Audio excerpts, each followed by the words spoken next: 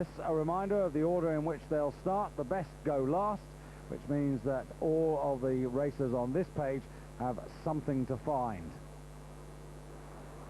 The top three after the first run: Kathy Hearn, best of all, Stepanka Hilgertova of the Czech Republic, and Brigitte Gibal, and they are separated by just 2.5 seconds. So second run here for Marcela Sadilova of the Czech Republic, in 10th place after that first run, which included a 2-second penalty. And she lost a lot of time too on the first run, so she's really got to lay a good time down now. She's going to climb up the table. Won the European Championship title after finishing 9th in Atlanta in the Olympic Games. Started her World Cup season reasonably promisingly this year with a 6th and 7th place in the first two races.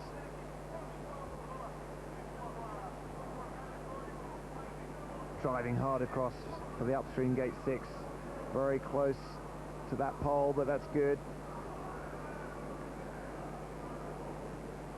Good rhythm down through the waves, lifting the boat, not being held too much there. Little check on the stroke, that reverse stroke, and again very tight on the entrance into the upstream. Down to gate number 10, negotiates that, and now on to 11 and 12. We'll get a check on her progress. The time of her first run continued on the clock, and she has the lead, dropping down to 13. But of course we won't know how good this performance will be until some of the first run leaders start to attack. But that's what Sadilova must do now. No point in any half measure or hanging about. It's all about total commitment. You get nothing for 4th in the World Championships. She's been very good on the upstream gates, and she's cleanly through that section 16 and 17 under the bridge. And another good upstream. She's making up a lot of time on her first run. Little offset pattern here, 19, 20, 21.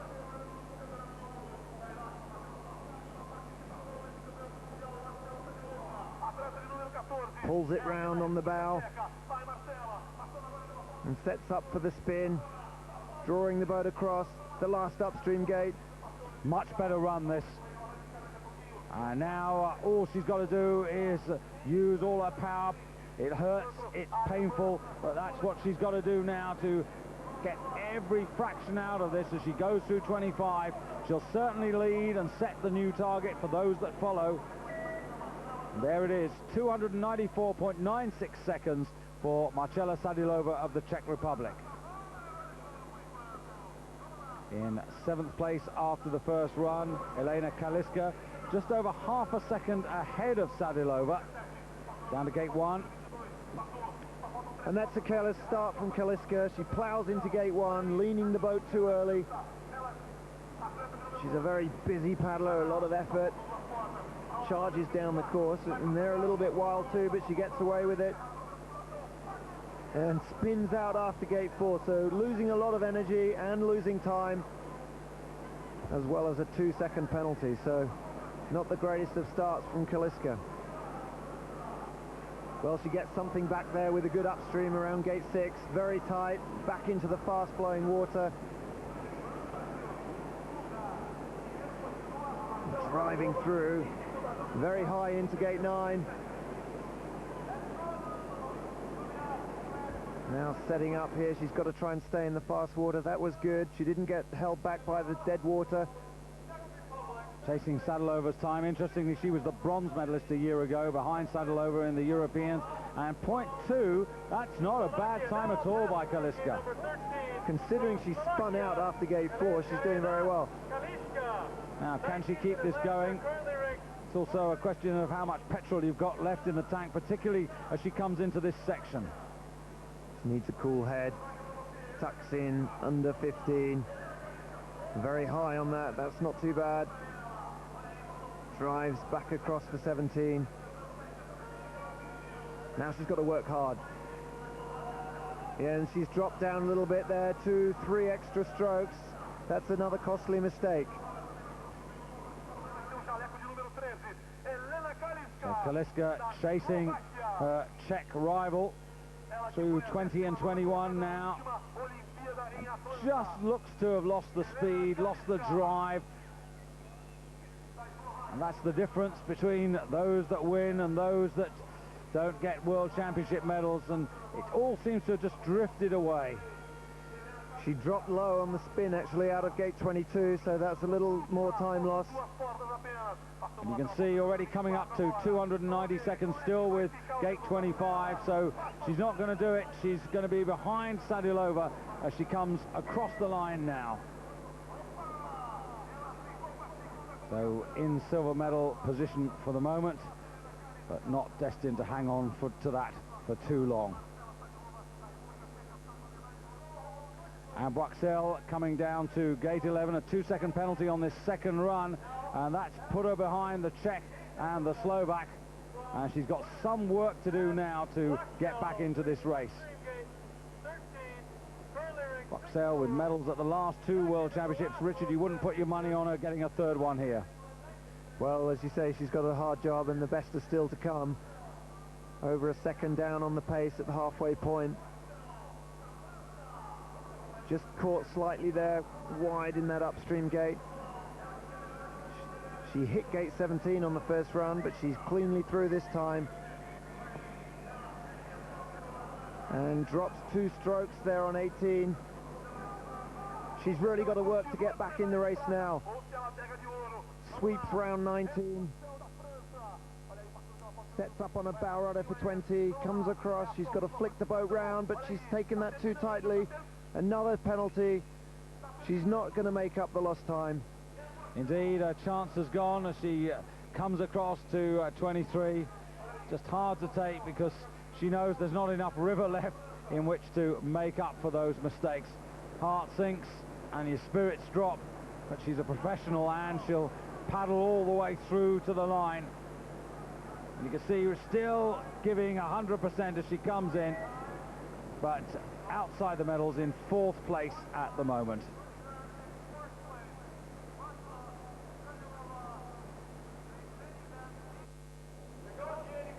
So here's Irina Pavlkova, 5th after the first run, and she's got a couple of seconds in hand over her teammate Marcela Sadilova, who at the moment leads the competition. And she's increased that advantage now, and she's really storming down Pavlkova.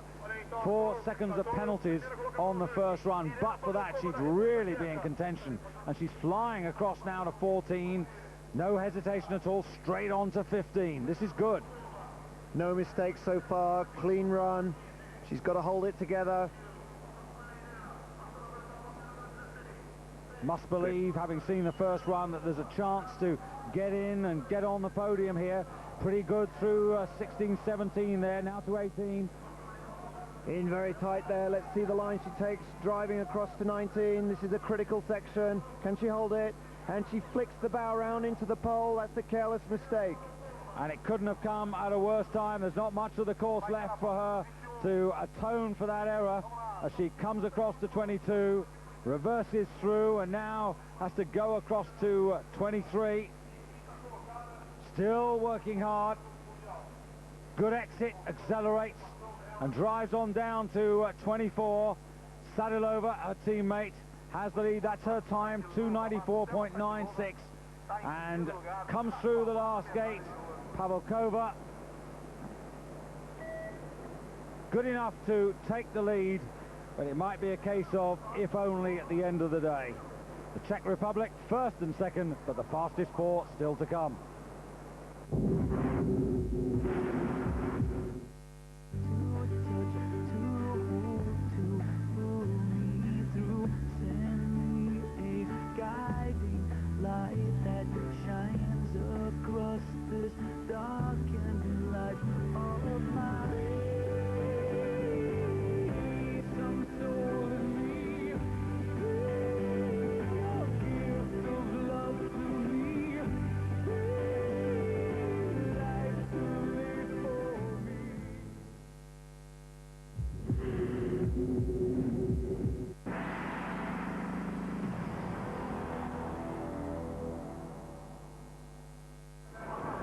carrying a 1 second advantage from her first run over Arina Pavlikova. This is Evie Hus, really attacking into gate number 1. Pulls the boat round nicely, comes across the top of the wave, just held slightly as she tucks in behind the second upstream gate. And now round for gate 3, checking slightly, working hard across the 4. She's got to get into a rhythm now. Driving through gate 5 and setting up for the third of the upstream gates. So important on this second run, very tight around that pole. Struggles slightly to get the boat going. A lot of left-hand strokes there. She is the last German hope for a medal in the women's kayak, coming down to 9. Kept the drive on there, just held there, just losing a little bit of boat speed as she comes through, but she's on her way again through 10. Down, really working hard now, just correcting the line as she comes into 11, setting up for 12. And you can see there, 2.5 seconds given away, just all those little errors accumulating. And now that puts her behind Pavlikova. But the second half of the course to come, so an opportunity to make up.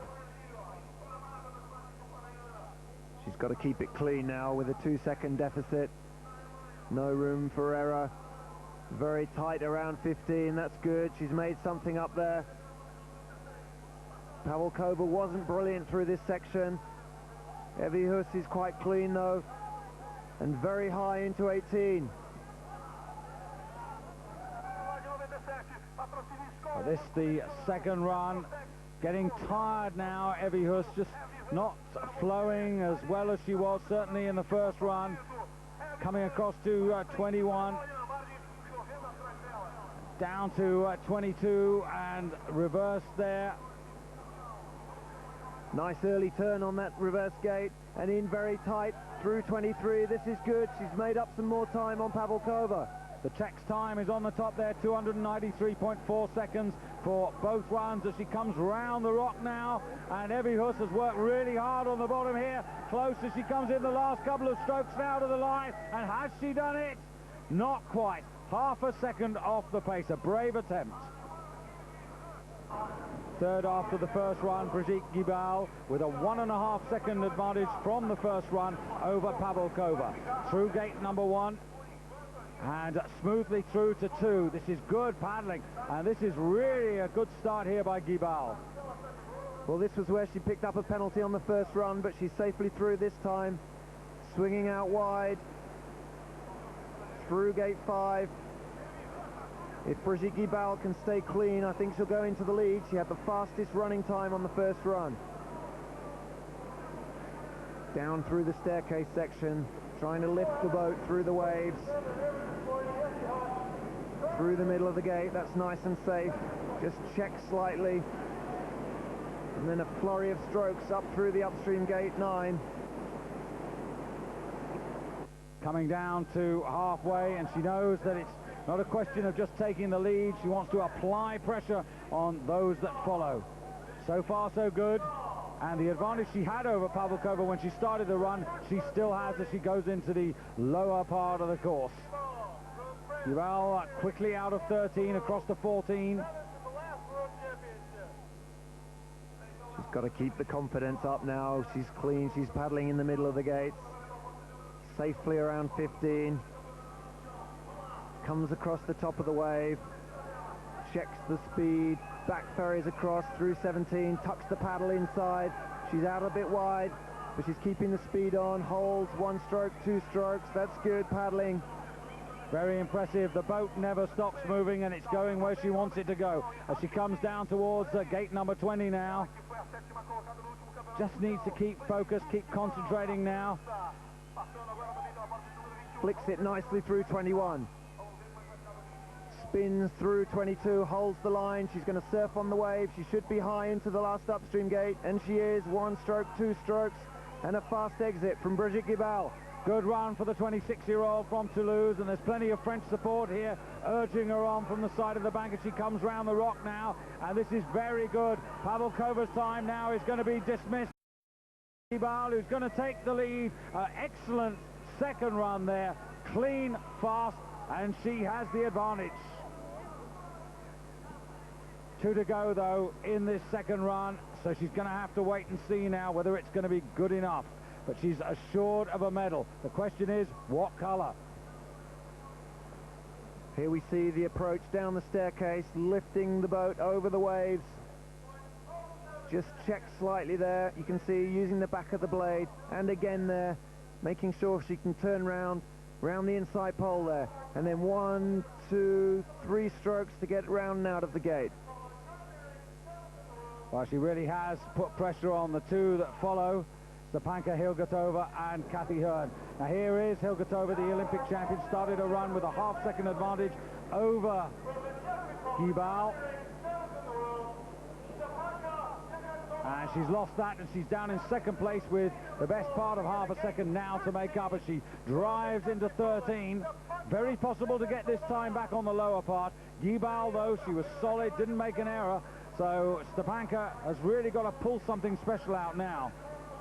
It's going to be very close as she drops down into 15, tightly around that gate. Certainly can't afford any sort of touch here on the lower part. It's got to be a clean run. Well, in the qualifying round, she was lying 17th after the first run. She said she was very nervous. She got herself together for the second run. She had a reasonable first run. Now she's still in touch. She's got to hold it, checks the boat there, ducks back inside, but she's turned upstream. Lost a little bit of her line there between 20 and 21. 3 gates to go through 22 there. Few opportunities now to make up for the lost time. Tries to accelerate as fast as she can out of 23. And there's Gibal's time on the top, 288.07. That's the time that Hilgertova's trying to beat. Still has to turn into the line. Few strokes to go now. And outside, a second and a half, a little bit more off the pace, goes second. Gibal holds on to the lead and is now guaranteed silver. Kathy Hearn, 2.5 seconds the advantage she has over Gibal from the first run, and now looking to regain the slalom world title that she won in 1979. Very nicely around the second gate, the second of the upstream gates. Kathy's really improved her upstream technique, and that's why she's on form. That's why she was leading after the first run. Driving the boat down, and we'll see again this technique around the upstream gate. Very tight. She goes straight onto the outside stroke. She doesn't use the inside blade at all.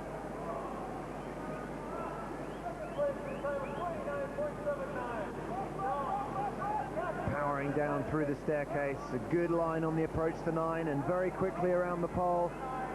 Sticking a little bit there. But that's okay. Coming through 10 and driving across the flat water. Time check coming up now for Kathy Hearn. Had 2.5 seconds advantage over Gibal. What is it now? Oh, she's got 1.13 in her favor as she drops down to 13.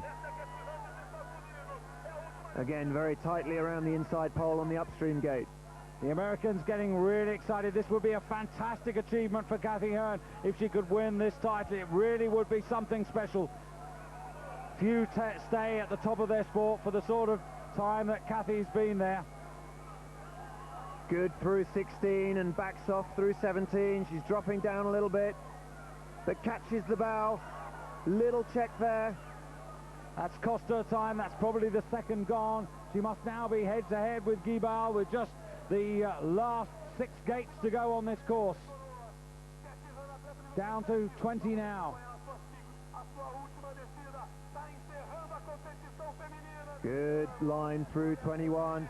Flicks it downstream. It's going to depend on this spin here. Surfing across the wave. Catches a bit of water on the front of the boat. She's in high again. Sweep stroke. Tucks around the pole. Drive towards the finish. Moment of truth for Kathy Hearn coming up now. Time of Gibal on the top. Gibal already out of her boat on the bankside watching. Kathy Hearn comes through the final gate now. Pushing for the line for all she's got now. Can she do it? Third place for Kathy Hearn. She takes the bronze, but Gibal is the champion. And the celebration's already beginning. There's Jean-Michel Prono, Gibal's coach, on the left. They hug and they're happy, and France regain the women's kayak title, last won in 1993 by Miriam Gerousalmi. So Gibal earns her first major title. Hilga Tova, the Olympic champion, has to settle for silver. Kathy Hearn, yet another medal, a well-earned bronze. The best for Germany, Evie Huss with 2 clean runs.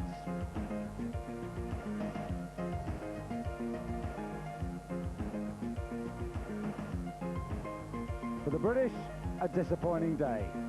A title won by Lynn Simpson in 1995, going back across the English Channel to France to Brigitte Gibal. Gibal sharing the podium with the Olympic champion Stepanka Hilgertova on the left and the 1979 world champion Kathy Hearn. My first World Championships was 1977, and that was also my first medal. I feel like I'm still improving, and except for my age, I see no reason to stop. And you've got a little catching up to do on brother Davy. Well, my brother has 14 medals from World Championship competition, and I only have 12. So keep going now? You never know. Ouais, c'est fantastique, c'est un peu un rêve. Et pour l'instant, je suis dans les nuages, mais... It's like a dream, and it'll probably take a couple of days to sink in. Pour l'instant, j'ai pas tellement envie, je me laisse porter. For the moment, I'm just going to enjoy it. Et puis, on verra d'ici quelques jours. From Richard Fox and myself, David Goldstrom, thanks for your company. Bye-bye from Brazil. We'll go last, and that means Frank Addison and Wilfried Faulk. The Swiss champions, Peter and Uli Matti, start out in 9th place after the first run. Coming to gate number 1, the European champions of last season. Safely across the wave to the second upstream gate, gate 2. Caught slightly there on the approach to 3, but cleanly through nevertheless. A little bit of steering in the back of the boat, keeping the boat on line as they swing wide now to drive across to the second left-hand upstream gate, gate 6. Neatly in and out, and now back into the fast water, dropping down the staircase. Driving through the waves, the boat running nice and straight, tucking in, sucked down a little bit there, back end of the boat sinking in the boils, but a good recovery from the Swiss. And a clean run. They've got 2 seconds of penalty for a single touch on the first run. Chasing at the moment the time of Roman Vast and Roman Struber from Slovakia, and they're well up there, over 2.5 seconds the lead they now have. These the pace setters on this second run. And another good upstream gate, in and out of 13, driving across. Working together well. And very tight on the entrance there. They didn't quite swing deep enough into the eddy perhaps to keep the speed on the boat. Setting up for the spin. Quickly turning downstream.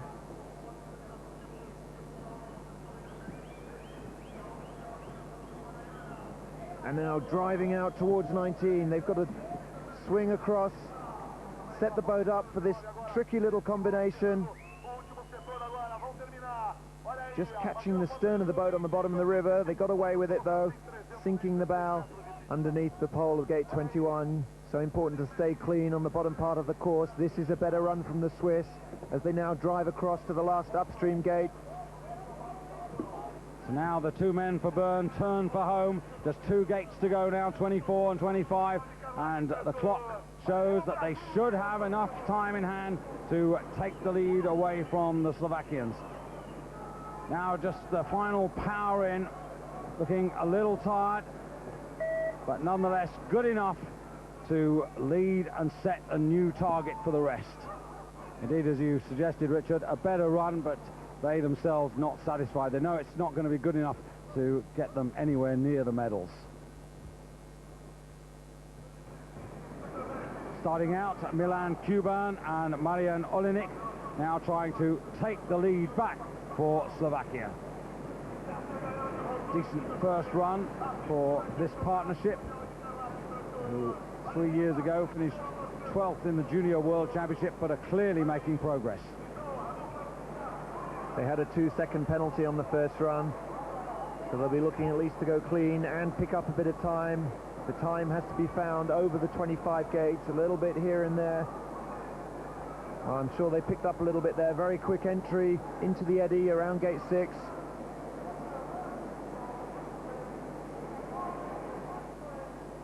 Front man looking behind him there just to make sure his partner was still on line. There was no touch. Another good upstream. So far, so good. And the advantage they had from the first run over the Swiss still there by 1.88 seconds now. They have the lead. Breaking out into gate number 13. Not as smooth as it could be. Well, they slowed the boat up through that stopper wave on the approach, which meant that they couldn't keep the speed on the boat through the gate line.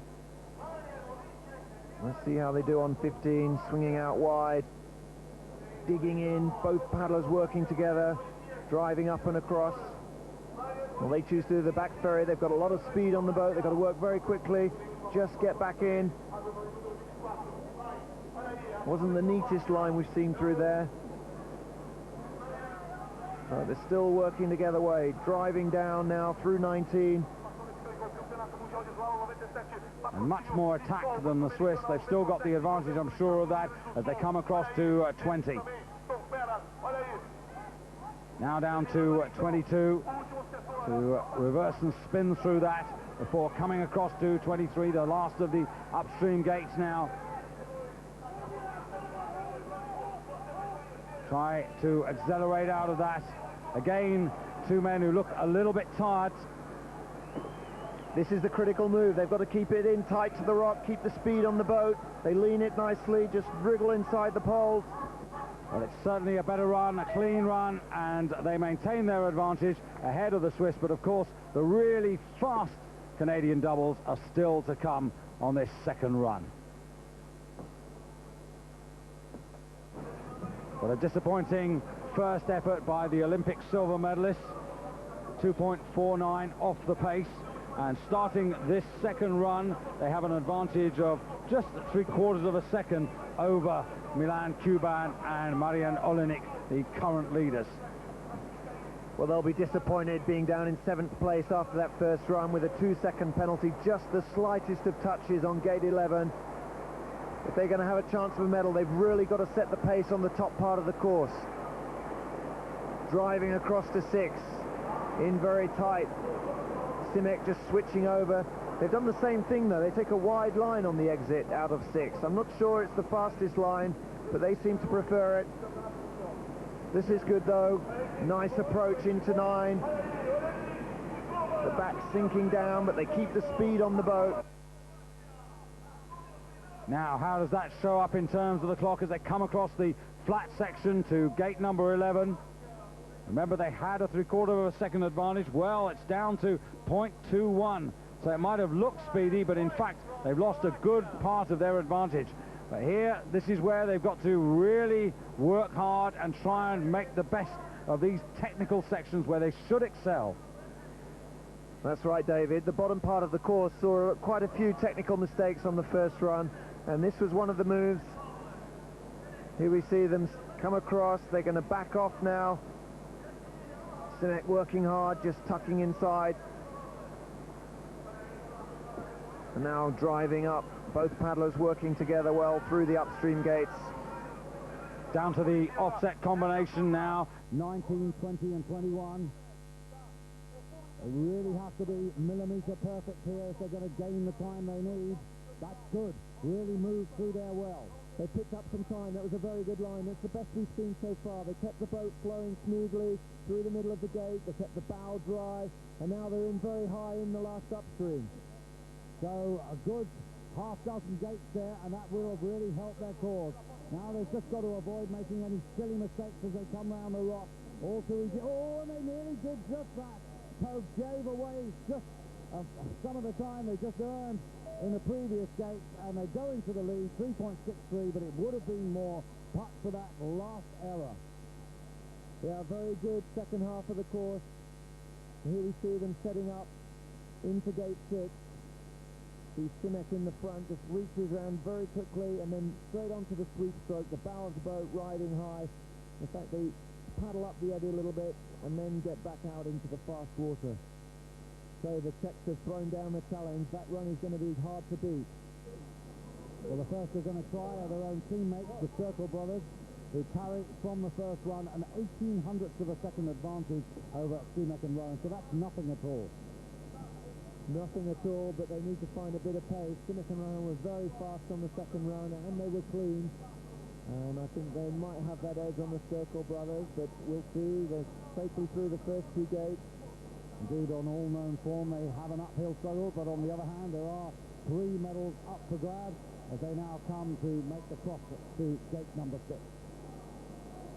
Good steady stroke, nice timing, and smoothly around gate 6.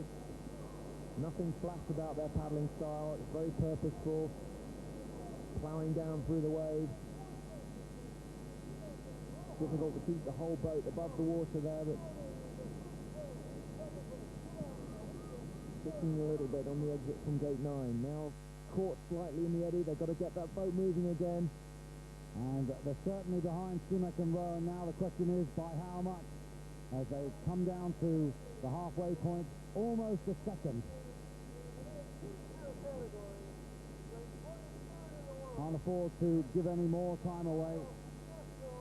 All the fast finishers from the first run to follow as they go through 14, approach 15 now. It's going a little wide to prepare for the drop down. Now they've got to drive back up through 15, and this is where Simek and Rohan started to turn it on. They go for the spin a little cautiously, and they drop down. They have to be careful now. A careless touch there from the bowman on the left-hand pole of gate 17, so 2 seconds added to the time. And now they seem to be picking up the stroke rate a little bit. This is another place that Simek and Rohan were very smooth. See how the circles get on. They set up for 20. Come across nicely, tuck in between the poles. Difficult to make up that time, but they're working hard. Spin, catch the wave, and drive in to the last gate, the last upstream gate, I should say. And here's the exit, very tight. Just perhaps clip that pole on the exit, David. Indeed, the stern man really brushing it with his shoulder there, so certainly 4 penalty seconds now included into their try, and their chances of a medal disappeared with that second touch.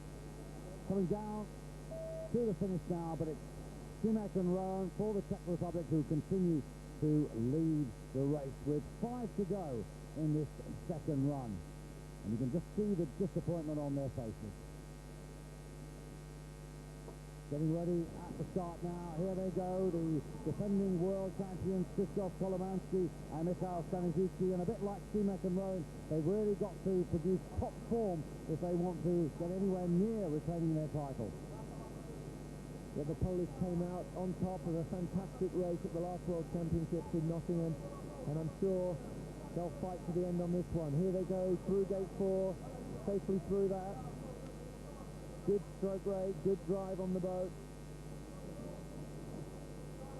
See how tight they are in high. As high as Simek and Rohan on that gate. And keeping the rhythm up, down through the waves, through the staircase section, lifting the bow through the stoppers. And no touches so far, but more importantly, they're having a real crack at this, Richard. They're keeping the boat running nicely. They've got to glide through 10, staying in as close as possible to the fast water and getting back into a high stroke rate. But they had something like 1.3 seconds advantage over Simek and Rowan when they started this run, and look at that, they've increased it to over 2 seconds. So far so good for the defending champions. But remember, Simek and Rohan were very fast on the bottom of the course, so the Polish have got to keep this going. They've got to be very smooth. They've got to succeed on the technical section, 15 to 18, and then again 20 to 23. Here they come into 15, drop down. That wasn't quite as good as the Czech. Not too bad though. Swinging across nicely to 16, fairly cautious. They've got to flick the bow around, staying off the poles. Now turning the power on. Now this is where Simek and Rohan gained all their time. Can the Polish do the same thing? They're slowing up on the approach to 20, cautiously putting the bow through, flicking it round through 21, not quite as crisp. Trying to stay on the wave. The last physical effort around this upstream gate, and then the drive for the finish. Got to keep this going. There can't be much between the Czechs and the Poles now. This is where the Czechs, Rowan and Sumek, had that one hiccup. No such problem for the World Champions as they go through 25. Got to be close between the two as they come towards the line. And they're just outside 1900ths of a second. And there you can see Krzysztof Kolomanski banging the deck because he now knows that they've lost the title, although they still could perhaps gain a medal.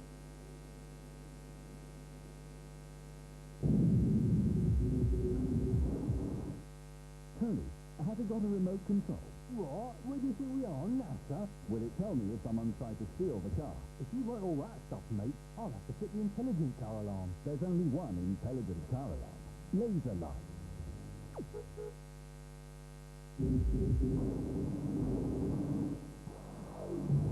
This week, the ATP Tour waltzes into Vienna for the CA Trophy. But nobody's going to be ballroom dancing in the Wiener Stadthalle, so you might see a bit of fancy footwork. Here you have to whack on the power, as Boris Becker did last year. Otherwise, it'll be good night, Vienna. The CA Trophy from Vienna, from Tuesday at 4 CET, 3 UK time, live on Eurosport.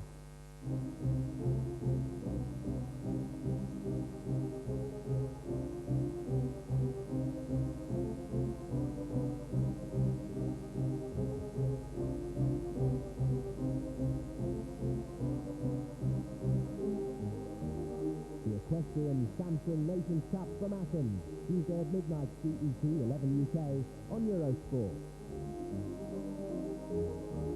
With Central.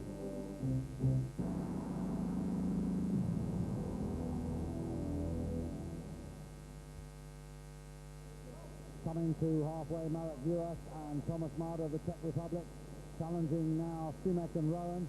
They started with a 2-second advantage. Most of that looks to have disappeared as they come to the Czech time, and indeed they're now 900ths behind. Yes, they've not been as fast on the top part of the course as they were on the first run. They've got to put that behind them now. They're still in touch with Sumek and Rowan. They've got to work through, keep the boat running, stay on line. You remember, on the first run, they had a big mistake towards the bottom. If they can get that section cleanly, keep the boat moving, they could challenge Sumek and Rowan. Cost to 16, that was effective there, now 17, also okay. Good and tight to 18 as well. And now driving out, this is the second run. Fatigue will start to show even more. They've got to keep the boat on line. Turning round now. Good. This is the problem they had on the first run. They take it downstream, they spun out there, they lost time before, but that was much better.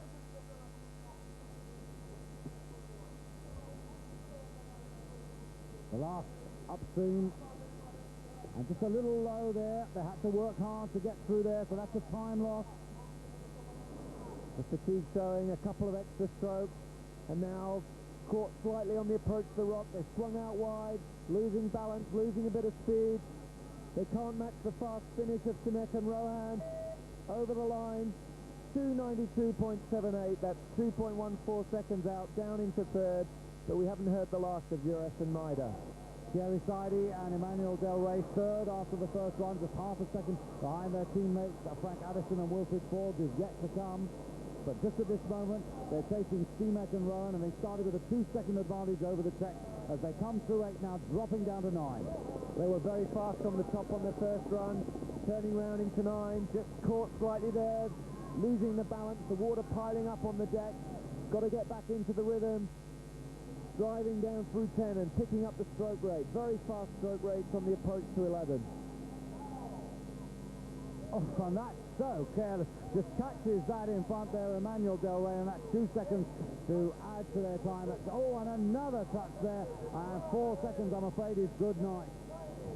Well, we shouldn't write them off too soon because they have been very fast. There's still half of the course left. They've got to be very precise, keep the power on, master this technical section. Good line through 15. They let the boat turn downstream and splash that pole a little bit on 16, but there's no penalty for that. And now driving up through 18. It's so difficult in canoe slalom to get the pacing right. They had the right strategy on the first run, obviously, a very fast time into third place. Went out hard on the second run, but just came down on top of those gates a little too quickly. And the price, 2 penalties and a little bit of confidence that's blown. You know that it's hard to make up that kind of deficit. But all credit to Emmanuel Del Rey in the front. Thierry Saidi, this could be their last World Championships. They're paddling it out, and they've still got a team race to come. Well, so far, Simek and Rowan have seen off 3 major challenges, and this looks to be the 4th. You can see for yourself the clock now, their time over that of the Czechs, who will continue to lead, and this partnership, Thierry Saidi and Emmanuel Del Rey, 7th at the moment, and destined to drop down even further. So we have 2 to go to decide the medals for the 1997 Canadian Doubles World Championship. 1 for Germany, 1 for France. And here are the Germans, Andre Ehrenberg and Michael Senft. Despite a 2-second penalty on the first run, a really good effort that has put them in a strong position here, certainly to keep ahead of Simek and Rowan. And this is an aggressive start by these 2.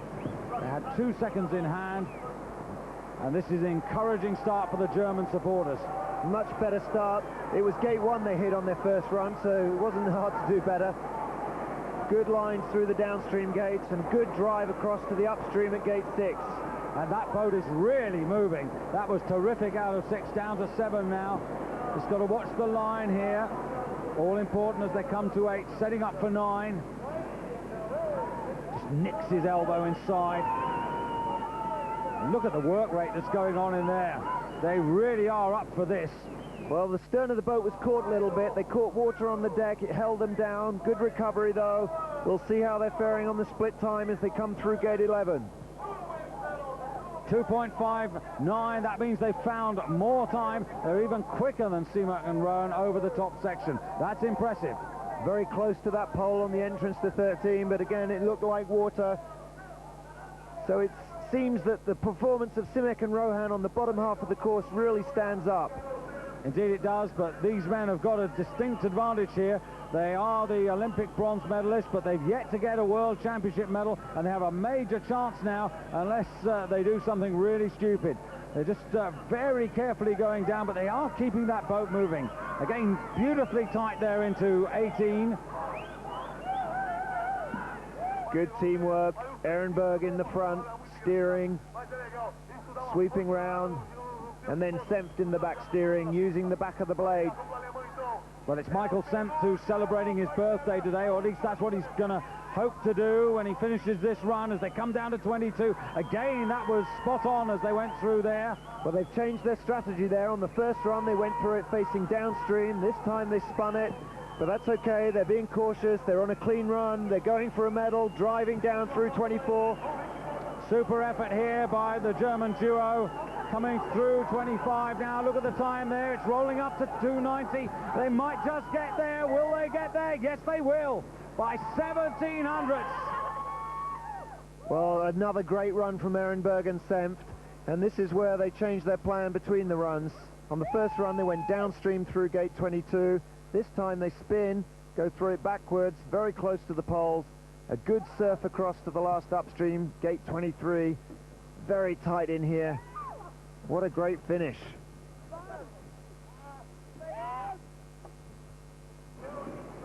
Powering out of the start, Frank Addison and Wilfried Forg. Their advantage over the Germans, 0.37 of a second from the first run. And they, like the Germans, really attacking right from the word go. And that's even better than the Germans. Very smooth and a lot of speed.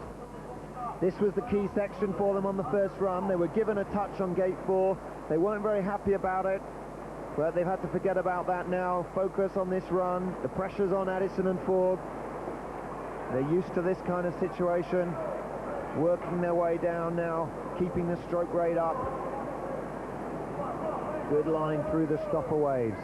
Bow riding high, boat nice and dry. They tuck in behind 9. Good upstream gate. Forg in the back, powering the boat out. And a real chance now for these two to achieve a unique treble. Olympic champions, World Cup champions and looking today to become world champions. And they would hold all the major titles in a single season. Just going through there, the clock didn't stop, but we haven't seen any major mistakes, so it's all going to depend now on the bottom section as they go to 14. Keeping the stroke rate up. Addison Forg swing out now. They were setting up wide for this gate on the first run. They do the same thing. Cleanly in under the pole, no splash there. They did a beautiful spin here. That's nice too. Driving across, Fork's going to sink the stern. They're a little more cautious there this time around, but that's okay. Now driving in very high, very tight around 18. Not far to go now, but some questions to be answered through 19 to 20. Single penalty here. Any touch could change the whole complexion of this championship as they go through 21, and they're still all right as they come down to 22. Good speed as they reverse through there. That was absolutely spot on. These two men are totally focused. They're in charge of everything they're doing. Total harmony. Come round 23 there, really on the drive. Look at this. It's really purposeful. It's a masterful performance by the Olympic champions. Down to 25, just one gate, and then the turn left hand towards the line now to take the title. And they've done it by just a second. They get the championship, regain the title, which they last won in 1991. So Frank Addison and Wilfried Forg complete the Grand Slam of Olympic, World and World Cup titles. For Ehrenberg and Senft, a first ever World Championship medal, the silver. Simek and Rowan producing the fastest run of the day, up from 7th to bronze. Kolomansky and Staniszewski, the defending champions, missing a medal by less than a quarter of a second. Disappointment also for Saidi and Del Rey, in bronze medal after the first run, down to 9th at the end of the competition. Congratulations all round for the new world champions. However, their day's work was only half done. Just over an hour later, they were back on the water with their teammates Saidi Del Rey and Biao Dai for the team event. The champions leading the way in the one-run competition, with Biao Dai the meat in the sandwich, Saidi Del Rey the boat in 3rd place for the team, and it would be their time as they crossed the finish line that would count for the French effort. Down towards the last couple of the gates, and no penalties to add on to their running time. The leading two boats of the team waiting for Saidi and Del Rey to come down to ensure that the whole team crossed the finish line within 15 seconds.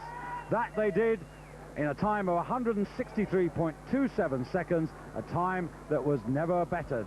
And so for the world champions, Frank Addison and Wilfried Forg, not one but 2 gold medals on a special day in Brazil. These are the thoughts of Frank and Wilfried. Aujourd'hui, on a gagné la course par équipe, c'est très important.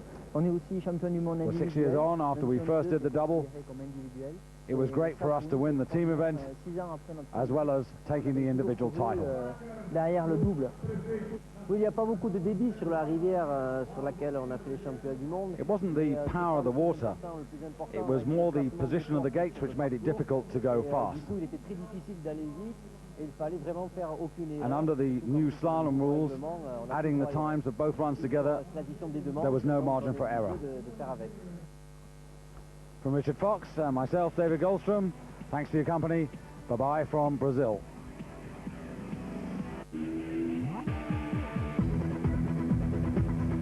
Which circuit is hosting the Belgian Formula One Grand Prix? Play and win one day's introduction to Formula One. Runners-up will receive a Eurosport t-shirt. Call now.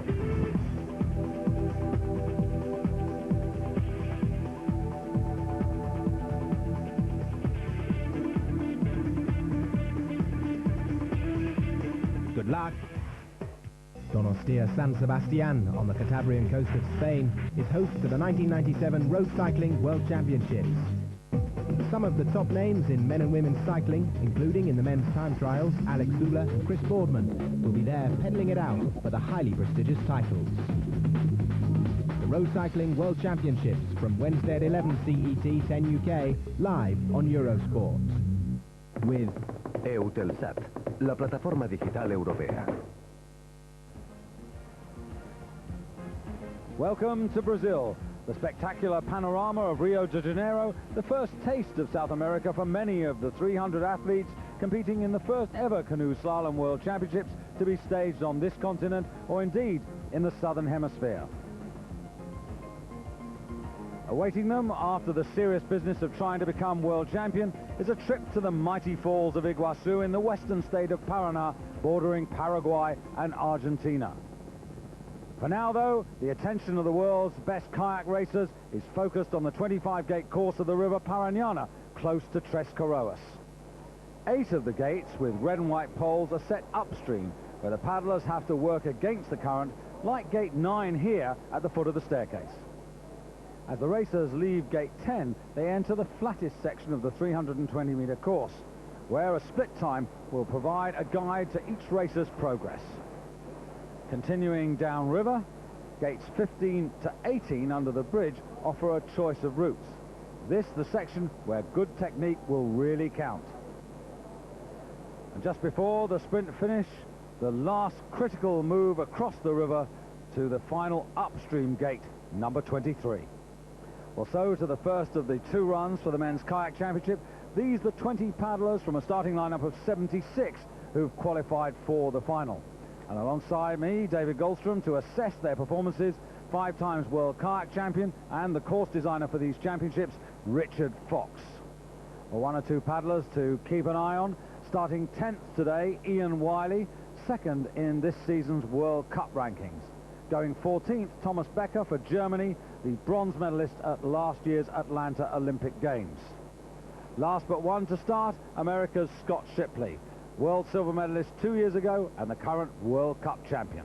Well, now one of the slower qualifiers, Jean-Michel Renier for France. But that doesn't matter now, everybody starts on equal terms. 2 runs down the river Paraná, the times added together to decide the men's kayak championship. Renier solidly into gate 1, 31 years of age from Rennes, coached by Christophe Prigent.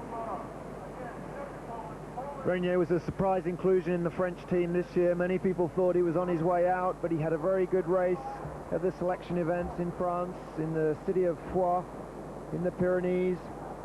Very smoothly away, tightly in and out of gate 6, back into the fast water, now lifting his boat down over the waves, trying to keep the deck as dry as possible. Bottom of the staircase coming into gate 9. He skidded out, he was a little bit wide on gate 9, he may have lost a fraction of a second there, but it's a good run so far. Time on the top there of Luboš Hilgert, one of the early starters for the Czech Republic, and Renier well inside that time. Now to 13, breaks out, brings the bow of the kayak round, keeps it moving straight across the river to 14. Nice smooth line around gate 14, keeping the speed on the boat, swinging out, tucks in, very close to the pole on 15. And now the technical move. He's going to back off between 16 and 17. Now driving in high, very tight again in the upstream on gate 18. This is a different pattern of gates to the one that they used for qualification, and like that, no chance to practice. You can walk along down by the side of the river and you can imprint the gate plan in your mind, but you can't get in a boat and go down and try it out. Renier's paddling really well, nice smooth strokes, keeping the boat running. Into the last upstream gate, again he's slid out, he's a little bit too deep in the eddy. Good fast exit though as he drives down towards 24 and 25. Well, this is a really encouraging performance here.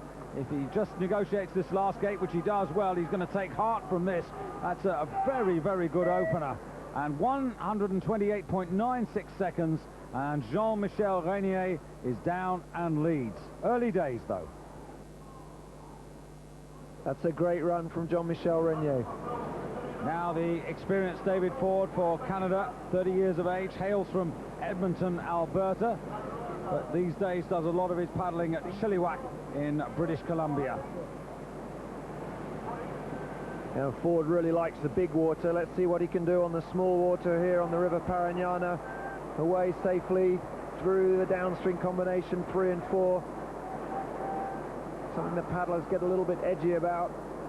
had not a bad season coming into these championships, 6th in the World Cup rankings, and looks in better shape than 2 years ago when he finished a very disappointing 28th in the World Championships at Nottingham. He's getting moved about a bit there, but no damage. No, that's okay. Just hesitating slightly, holding his line through 10, trying to stay off the pole, then picking up the pace, the high stroke rate on the approach to the split time. And he's over half a second inside Rainier's time at this point, and he's also clean. No touches on the pole, 2 seconds for any touch by body, boat or blade as he moves across yet again. This course taking the paddlers left and right. It really is tiring. May not be the biggest whitewater in the world, it certainly isn't, but it's a demanding test both physically and technically. Swings round now to the downstream combination through 16 and to 17. This is a real test. Now heading into the 4th of the left-hand upstream gates. In very tight, driving out. 4 of the upstreams are quite easy. The other 4 require a lot of physical effort. Now to this pattern of offset gates to 20 across to the left-hand side of the river. Now back to 21, and the Canadian champion is doing pretty well here as he moves down to 22. What's he going to do? Reverse spin through that, really nice. Keeps the boat moving, just perhaps a little hold having just said that, but it was momentarily that he just got held up and nicely out of 23, and now coming down towards the finish. 2 downstream gates, the first one straightforward, this one a little bit more tricky round the rock, coming through there, just got a little offline, again lost a fraction of what he'd gained earlier on. Rainier's time on the top there, and just loses out. Couple of mistakes towards the bottom there, but that's a decent effort from Ford, goes second. Austria's #1 slalom paddler, Manuel Köhler, originally from Salzburg, these days resides in Graz, coached by Michael Siebert. Siebert, a former German team kayak paddler. Köhler flicks the boat round nicely through 3 and lifts through 4, keeping the speed on. Go back a few years to the 93 World Championships in Italy. He finished a very good 5th there, but recently hasn't really featured in the main competitions. Really disappointing in the Olympics last year. He was outside the top 40. Many people thought he could win a medal. He's very fast on a good day, and he's won many races, yet to win a medal in the major championship. Very fast, round 9, leaning back, 1 stroke in and out. That was excellent, and keeping the glide on across the flat water between 10 and 11. That split time on the top there is Jean-Michel Rainier, the race leader at this moment, and that's a good start there by Köhler. Quick, almost a second his advantage at this point. Again, nothing lost there. That was really sweet. Very tight, keeping the speed on around the upstream gates, taking short lines between the gates, taking things, and another upstream, very tight, 1, 2 strokes. Good, waits for the back half. 1, 2, 3 reverse strokes, safely through 17, drives in high on 18. This is a good run from Manuel Köhler. Well, these men are competing in the highest company in canoe slalom in the world. They can't really afford any mistakes, and a touch here would be so expensive, and they're all desperate to avoid that sort of penalty. A little hesitation there through 21, that would have lost him a little bit of time, otherwise he's been going very well. And a quick spin out of 22, just fighting, holding the line in 23, and now a fast finish is all he needs to take the lead. And that's the time he's trying to beat on the top there, 128.96 to take the lead in this first of 2 runs. Remember, the times have to be added together as Köhler comes through, and he's just outside, half a second, but pushes David Ford down to 3rd place. By far the biggest of the qualifiers, Thomas Becker for Germany, 1.92 meters tall with an awful lot of power. And Germany, the holders of this title, Oliver Fix, the man who won in Nottingham and then went on to take Olympic gold a year ago in Atlanta. Well, Oliver, he's studying at the moment, and therefore Becker now has the responsibility of trying to keep the title for Germany. And a flying start from Thomas Becker. Safely through the first 5 gates, and now a very fast upstream on gate 6. He can be really dangerous in this race. In the qualifying race, he had a bad first run, but his second run was very impressive. And he has come into these championships in pretty decent form, 3rd in the World Cup rankings. and he's a man who can cope with the pressure on a big day, as he's shown in Atlanta when he took the bronze medal behind his teammate Oliver Fix. That's Reynier's time on the top there, and Becker is now the man who leads the race, and look at the margin, almost 2 seconds. So he's really throwing down the challenge here. Solid first run is what they're all trying to do. You can see the advantage Becker has, incredible reach, wraps himself around the poles and then stretches for those big sweep strokes. Not afraid to paddle very close to the poles. And there's a good example, close to 17, very tight on 17. Just holds on a draw stroke through 19, swings out wide, quick little check through 20. Nice draw again, another little check, but he's keeping the speed on the boat. Still clean as he spins through 22, catches the wave, a good surf into the last upstream. And the crowd really enjoying this massive crowd lining both sides of the bank. This is the blue ribbon class. This is the one they all want to see, and this is the one that everybody wants to win if you're a kayak paddler. Coming down towards the finish now, and this is a good time. He's maintained the advantage. In fact, he's increased it 2.5 seconds. That's a super first effort. Becker's really put the pressure on the other guys with some superb paddling. Here you see him at gate 16, driving the boat backwards, reverse ferry glide between 16 and 17, tucking his paddle inside 17 there, very close to the pole. So Becker it is who leads ahead of Jean-Michel Renier. Manuel Köhler of Austria is third, but the faster qualifiers still to come.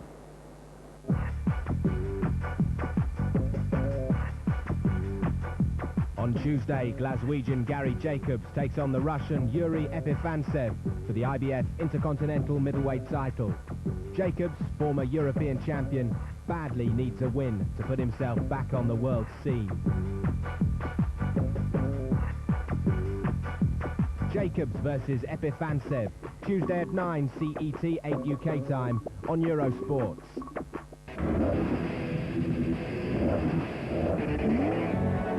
Motors. Every week on Eurosport, news updates, interviews, behind-the-scenes reports, a world where speed is everything. Motors, a full dose of thrills. With Total. And Excite batteries. Motors, Wednesday at 1 CET, noon UK time on Eurosports.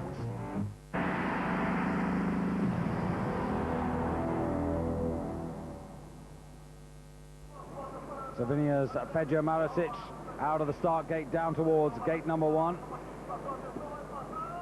Not quite as spectacular as Becker off the start, but very smooth, very precise.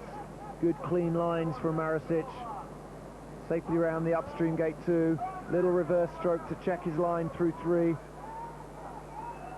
Again, one of a number of paddlers who've made it through to the final who've yet to get a major medal.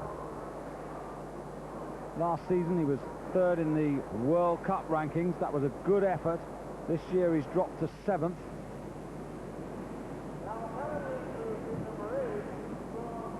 Another little check on the approach to 9, but he's in very tightly around those poles. Good exit too. Trying to stay close to the fast water as he picks up speed now down to gate 11. And just how close can he get to Becker's time, which was certainly impressive. 0.35 quicker than the big German. Now, can he keep this drive going? Becker was exceptionally good on the lower part here. In fact, he was pretty good all the way down, so Marasic has done well to be right on terms. Very clean lines, very smooth, precise strokes, holding there, 1, 2, 3, just dropped a little bit of a stroke there. Good back off though between 16 and 17. Andrei Jelenc, the man who coaches Marasic, will have a keen eye on his progress here. Again, a little check there through 19. Paddlers hesitating slightly on this bottom section, afraid to make a mistake. Good lift though through 21, keeps the boat moving. Confident spin. And straight across to the up, very tight, holds and drives out on the sweep, wraps his body around the pole, trying to inch every bit of speed he can out of this water. Well, he was ahead of the German at halfway. Don't think he's maintained that advantage, but nonetheless, it's been a pretty good run. No major mistakes at all. And the Slovenian goes into second place, 3/4 of a second off the pace. The world champion of 1991, Britain's Sean Pearce. Good entry into the first upstream, gate 1. Waits, times his stroke. Big, powerful sweep there out of gate 2. Tight turn through 3. Incredible power from Sean Pearce. Now picking up speed. Shouldn't have any trouble going clear. He's very consistent. 1 stroke in and out of 6. He needs to get a good run on the board. He needs to feel confident, feel like he's in touch, so that he can get a charge on the second run. Followed up that victory in 1991, which was a bit of a surprise, at Tucson in Slovenia, with a 4th place finish in Italy in 1993, and then a 10th place in Nottingham 2 years ago. So he's always there or thereabouts. But he's just over a second off the pace. He lost a bit of energy. Some of those sweep strokes on the top part of the course didn't really keep the drive on the boat. But Sean is very good on the bottom half of the course. Incredible strength and endurance. Now dropping into 15, holding onto that bow rudder, sweeping out. Good control, very clean, safely through the middle of the gates. Flowing a lot more now as he comes to 18. Nice and tight to that. That was really good. Now, can he get the glide on the boat through 19? Waits, times, a little check, but that's not too bad. Bow rudder there. Flicks on the wave. Little check. That's cost him a bit of time, but he's still clean. Now he's got to finish it off. Good spin. And now on the exit from this gate, we'll see Sean Pearce really dig in. This is where it really needs to put the power on now, keep the boat moving. Just turns. That was very neat round there. That was a good turn by Sean Pearce, one of the best we've seen. Becker's time on the top there. He's got almost 2 seconds to make up, but he's in 3rd place at the moment.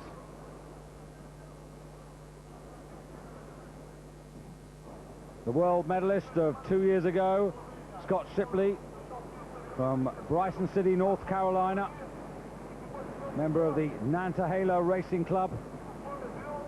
Big favorite a year ago to medal in the Olympic Games in Atlanta. It didn't work out. Now to 5, and then the traverse across to gate 6, just tucked in the eddy. Shipley, a master of keeping the boat moving. The speed on around the upstream gates. The most consistent paddler on the circuit of this season. He's only been out of the top 4 once on the 5 World Cup races. Yes, and winning that title was 2nd time. He won it earlier on in 1993. Now coming down through gate 10, we'll get a check on his progress. Remember, it's still Germany's Thomas Becker who leads this first run. Just setting up there the exit to 11 to make the entrance to 12. And he really has got the power moving here. That was good. Look at the boat. It never stopped. It really was moving right the way through there. Again to 14. Set up here to 15. The drop down. Coming in wide and very close to the pole. In fact, the pole moved, but I think it was just water. The judges are very sharp on this section of the course. They have to be, because the poles do get moved. And it's not always the boat or the body or the paddle. And that's what it takes to add a 2-second penalty to the time. A wide line into 19, but a very confident line, keeps the boat moving. Shipley makes his time over the full length of the course by keeping the boat gliding at all times. You can see it just never stops. Good spin. Effort beginning to show a little bit. Now down to 24 and 25. This young man who was junior world champion back in '88 at La Seu de Guel in Spain, which will host the next world championships. But at the moment he's concentrating on trying to win this title, and he's in 2nd place just under a second behind Thomas Becker. The fastest qualifier, Britain's Paul Ratcliffe. Needs to get a good start, and he's away well. Very tight into one, but too tight. He clips the pole with his paddle. That's a terrible start for Paul Ratcliffe. Now he's got to get back into the race, keep his composure, tightly through three. He was very fast in the qualifying. In fact, he did have a 2-second penalty in qualifying, and he still was ahead of Shipley. So if he can keep the speed through from that, one stroke in and out of gate 6. Lifting the boat down through the staircase section, jumping over the stopper waves, and again very tight in and out of 9, keeping the boat moving. Good paddling from Paul Ratcliffe as he comes down towards the split time. A winner here 12 months ago in the World Cup, so he knows this river well. And even with that 2-second penalty, he's just under a second off the pace, so he really is moving down the river Parañana. Good acceleration across to gate 14. He's going to start cutting the lines tight down here, I think. He's got to save a little bit more time if he's going to move into the lead. Very tight in and out of 15. The World Championships contested every 2 years, one opportunity biannually to become world champion. Ratcliffe desperately wants a medal in this event, and he really wants the gold. But with a mistake like that, he's really got to fight all the way. Good tight turn. He's going to keep the boat downstream here, thread it between the poles. He does that.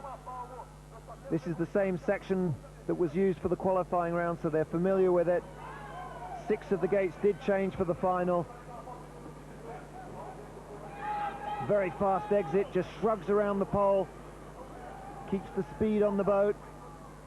And look at this, this is a really quick time. It's the penalty which has done the damage to Paul Ratcliffe, but for that, he surely would be in the lead. Indeed he would, but as it is, he finds himself in 4th place and is a bit frustrated, as you can see. Nonetheless, he's still in touch, he's still got a chance.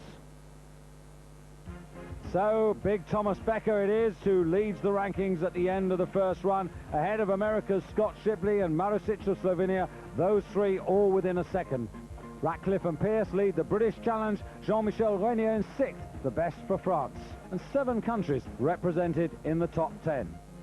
With the times being added together to decide the championship, the reality is that those with 5 seconds and more to make up after the first run must now put in a perfect second performance and then hope that others above make mistakes. So just about an hour for Thomas Becker and the rest of the finalists to prepare for their second effort. A chance to look at the video and talk to their coaches.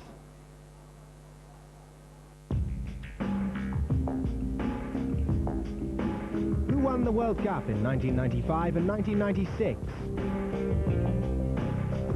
Play and win a mountain bike. Runners-up will receive a Eurosport t-shirt. Call now.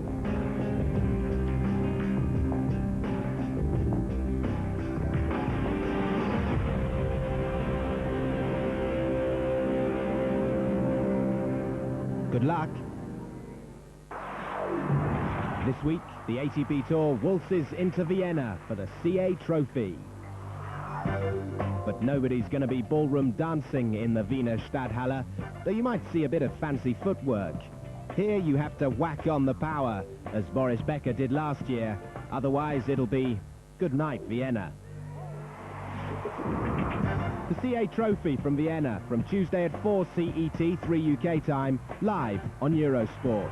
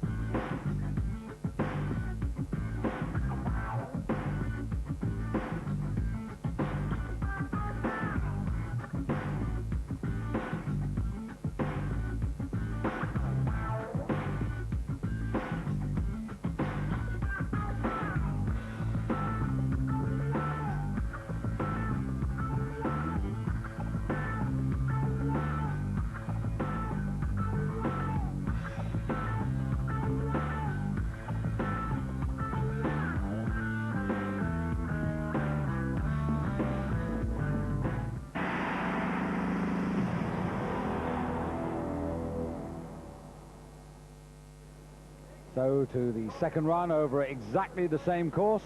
The finish order for the first one reversed for the start list of the second, which means that Thomas Becker, the fastest man from the first run, will be last to start. And these, some of the paddlers who have much to do if they're to get back into contention. Sean Pearce at the bottom of this page, fifth fastest after the first run. Ratcliffe, Marusic, Shipley, and of course Becker, the most favoured to do well now. Ireland's Ian Wiley, a costly penalty on gate 13 in the first run, has really set back his course, but for that he would have been right in the firing line. From Dublin, in good form coming into these championships, runner-up in the season-long World Cup competition behind Scott Shipley. Very good line through gate 3, but just clips gate 4, so he's got a 2-second penalty already on his second run. Wiley very capable of putting in a good time. Despite that, his first run was a little disappointing, some 3 seconds off the pace. Getting into the rhythm now, lifting the boat over these waves. On the approach to gate 9, carves in, very tight, 1-2 strokes, gets the boat running. It's got to get up to speed now. On the flat, Ian Wiley, who took the European Championship last summer after finishing 5th in the Olympic Games, and this is a much better effort. 1.21 the advantage he has over Enrico Lazzarotto of Italy, who went earlier. Good lines through the downstreams 11 and 12, and very tight around 13. You can see how close he is to the poles, but the boat's not slowing up at all. The contrast between Wiley and Becker is amazing. Wiley 68 kilos, 1.75 meters, and Becker 1.92 meters and almost 90 kilos. Just shows that a difference in style can often amount to the same thing at the end of the course. Wiley, another tight upstream. He's got to inch everything he can out of this course. Little checking stroke there, but he's keeping the boat moving well. Tight line through 20. Little flick again. Keeps the run on the boat. This is good paddling from the Irishman. Through 22, now the move across to upstream 23. Nice and high there, that was lovely, and really pushes out of gate number 23. What a good run, and what a pity he had that touch earlier on, and indeed the one in the first run, because surely he'd have been right on terms. Just a little mistake there coming in towards the line, but this will be good enough to take the lead momentarily at least. So Ian Wiley goes first and must surely be saying to himself, if only I could have gone clean.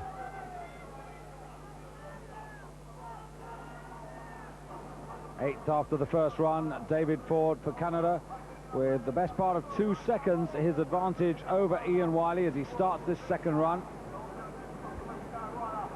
Little awkward around gate 1, lost a bit of balance on the boat. Driving out across to gate 3 now. Carefully inside. Paddles have a lot of power at the top of the course, but they can't unleash it because gates 3 and 4 are quite tricky. Now they can drive across, as Ford does, to the upstream on 6. Good stroke in the eddy. Getting back up to speed.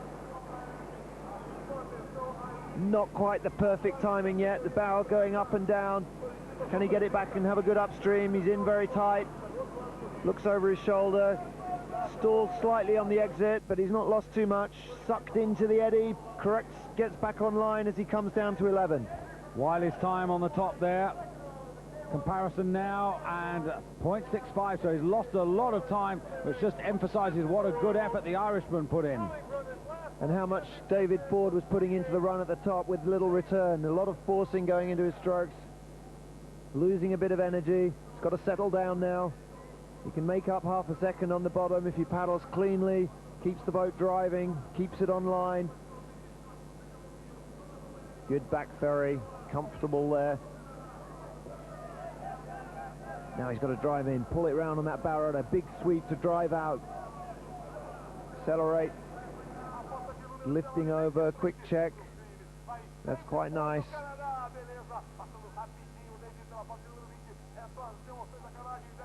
Another good line through 21. This is better from David Ford at the bottom of the course.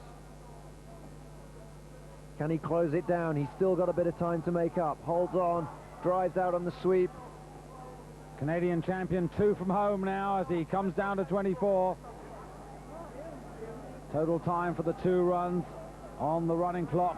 Clean so far, so 2 good clean runs. It's all about time, and he's just outside 0.08 of a second, and Wiley hangs on to the lead. Ford had a good finish. He just swung out a bit wide on 25, and I think that cost him the lead. Austria's Manuel Köhler, 7th after the first run, and he has an even bigger advantage over Ian Wiley. But remember, it's not just a question about maintaining his advantage over the man who preceded him. It's a question of putting pressure on those that follow. Some 3 seconds slower than Becker on the first run, but very capable of matching that time. Just needs to get into the rhythm. A tight exit out of gate 6, just wriggling around the pole, trying to shave off seconds, or tenths of seconds more like it. Stalled slightly on the approach to 9, now exiting, setting up for 10. Too far into the eddy, that stalled him out. And this will be fascinating now. He had a 1.95 second advantage over Wiley when he started the run, and it's down to 1.21. But still has the lead, and that's a useful advantage at this stage. But needs to find fractions at every gate if he can. Could be on his way to the best result for a season or two. The last major achievement of his to win the University World Championships back in 1994.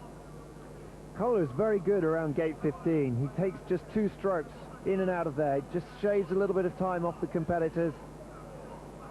And tightly around gate 18 as well. Whoa, but a little mistake there. Too tight on the inside pole, and another reverse stroke there. Bow turning upstream, Köhler getting a bit tired towards the end of the course. Sets up now for the spin. Leans back, surfs across. Very tight, 1, 2. Now he's got to get the speed back on the boat. What's he found on the lower part? Still Ian Wiley's time at the top there. Köhler positive through 25. Last couple of strokes to go, and he looks as if he's just going to hang on to his lead. In fact, just found 1/4 of a second there, and he takes over from Ian Wiley at the head of the rankings. And the difference between the 2 paddlers, 2 clean runs by Manuel Köhler. This the man who was in 6th place after the first run, 2.59 seconds behind Thomas Becker, but starting this run with a 0.59 second advantage over Manuel Köhler. Busily through gate 2. Not much to choose between the paddlers on here. A good line though by Renier through 4. Didn't swing out too wide. Question will be whether he can match that first run time. It was a little bit of a surprise. If he can hold it together at the bottom of the course, that's the real test. So far so good. Nice lift down the staircase. Holds his line. Digs in around 9, keeping the boat running nicely. In recent times, the finish positions he's achieved have been going in the wrong direction. 25th in Nottingham, 16th in Metsana, 8th in Tucson in 1991. But a chance now to reverse that. He's lost the advantage he had, and a few hundredths as well, but 18 hundredths, that's very possible to pull that back. Now Renier sweeping out wide through 14. He's definitely still in touch. Sets up for 15. Across the wave. He can't be too cautious now. He's got to keep paddling this out. He's got to be aggressive. Time to be made on the bottom part of the course. So difficult on the second run in a World Championship to keep the pressure on, to keep driving, trying to find extra tenths. Just a little cautious through 21. Pace slowing, perhaps Renier's getting tired now. He's got to hold it. Really needs the good upstream now to help him on the way. Holding there, sweeps out, lets the boat go, but he's sticking. Gilles Clouseau, the last Frenchman to win a World Championship medal in the men's kayak. That was a silver in '89 in the Savage River in the United States, and he's really trying to push here to try and hold on to his advantage. It's close. Half a second behind. Manuel Köhler for Austria retains his lead.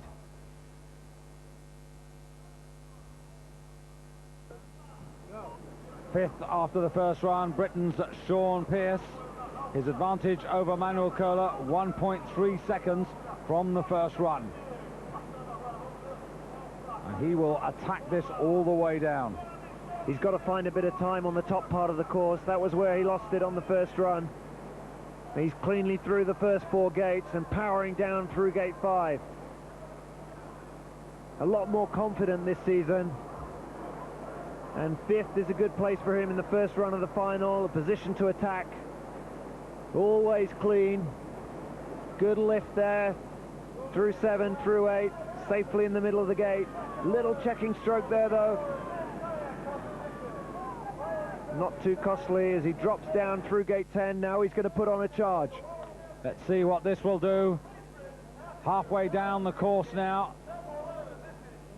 And look at that, he's increased his advantage over Köhler, so that's good news. Finding time.